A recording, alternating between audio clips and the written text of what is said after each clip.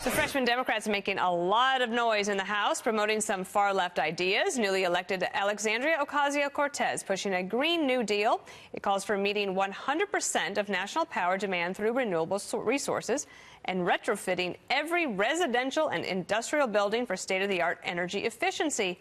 It's not just about climate change. It also proposes a basic income program and universal health care, along with plans to put millions of workers on the taxpayer-funded government payroll.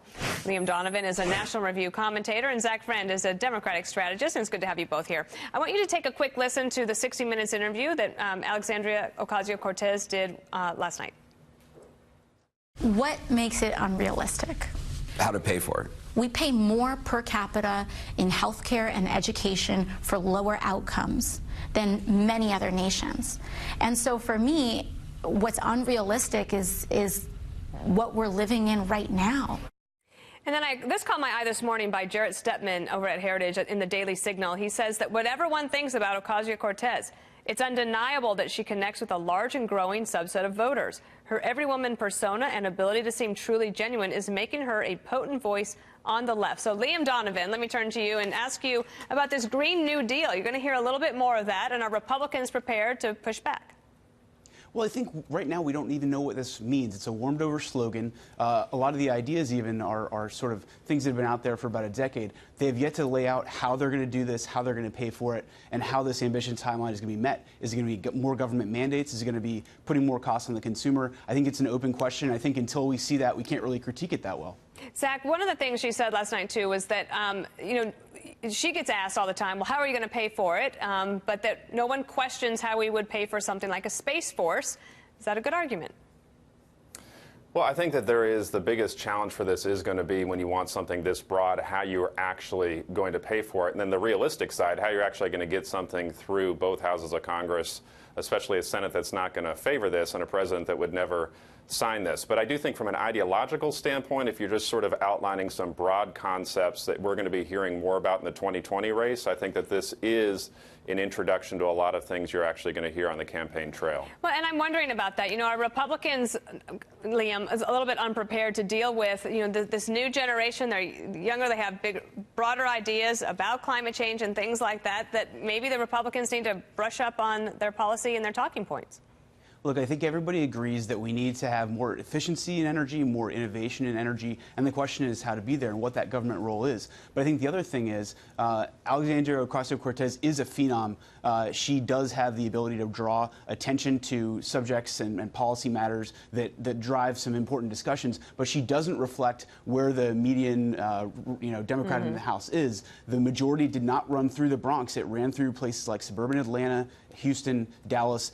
She does not represent the sort of members that are going to make the majority or break it in 2020. That's a good point. And Zach, maybe you could talk about that a little bit because, in California, there are more Democrats representing now in the House from California than all other 36 states combined. And I'm just curious about the Democrats' plans to try to broaden that aperture a bit.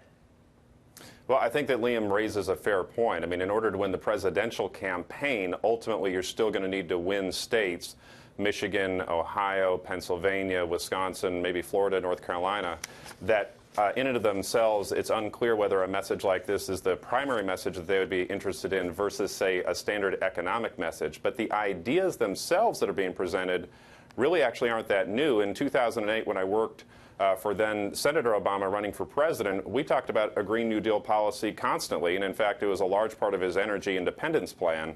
So these ideas aren't new. I think packaging it all together into something this broad is pretty significant.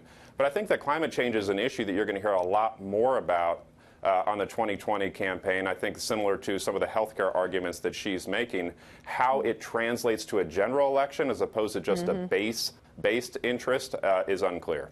I am curious, Liam, how Republicans will continue to try to claim the mantle of fiscal responsibility. No one is talking about any sort of entitlement reform anymore, and we know that's what's eating up most of the budget. We know there's ways to do that would be responsible, but the Republicans aren't really talking about that anymore, and yet, they'll say they scoff at $32 trillion for Medicare for all, but, are they vulnerable on this point? it does make it difficult to push back on some of these things, talking on both sides of your mouth. It's a lot easier to be a fiscal hawk when you're not in charge of the purse strings. So I think it is a challenge for Republicans, and they'll have to come up with that positive agenda that does demonstrate the fiscal responsibility that they've talked about. Zach, how much is the energy that's on the left, on the progressive side of the Democratic Party, going to cause headaches or not for the presidential nominee on the Democratic side? Well, I think it's similar to what the Republican Party experienced in 2010 with the Tea Party insurgents and even just the Freedom Caucus existence in the House now, which is that you clearly have this energy, and it's an energy that put the Democratic Party over the top in a lot of these tight races. But again, when you look at the presidential, how you actually get the nomination versus how you actually win the general election, that's where I'm going to be very interested to see how that messaging is able to translate, because I just don't see them as the exact same usage of framing. Well, we'll have you back to talk about it more often. Liam Donovan and Zach Friend, thank you.